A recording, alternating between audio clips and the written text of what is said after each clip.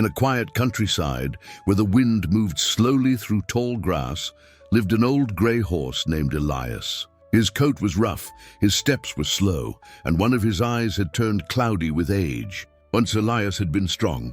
He pulled carts, carried grain, and helped build half the village. But years passed and strength faded. When his owner died, Elias was sold to a trader named Ronan, a man who cared only for speed and profit. "Move faster, old thing," Ronan shouted daily.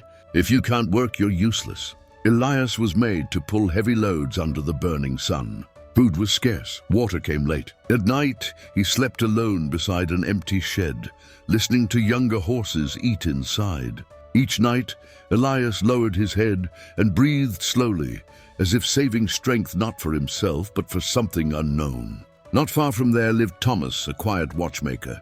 His small shop stood near the edge of the road, filled with ticking clocks and broken timepieces. Once Thomas had a family, now only memories remained. He fixed watches not for money, but to keep his hands busy and his heart calm.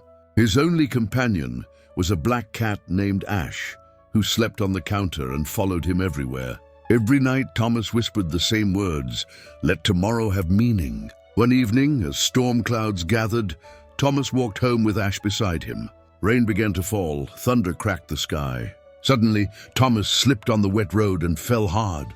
Pain shot through his leg. He tried to stand but couldn't. The rain grew heavier. His voice was weak. No one was near. Ash meowed loudly and ran down the road, darting between puddles and shadows. That was when Ash saw Elias, tied to a cart, exhausted, waiting in the rain. Ash circled him, meowing urgently, tugging at the rope with her teeth.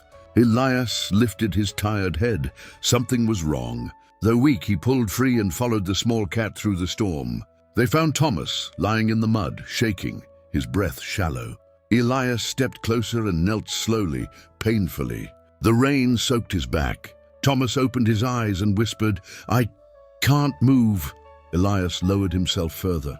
With great effort, Thomas leaned against the horse's body. Elias stood, legs trembling, and began to walk.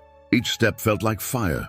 Villagers saw the scene through the rain, an old horse carrying a broken man, a small cat leading the way. They ran to help. Thomas survived. When he awoke, the first thing he saw was Elias standing quietly outside the window and Ash curled beneath him.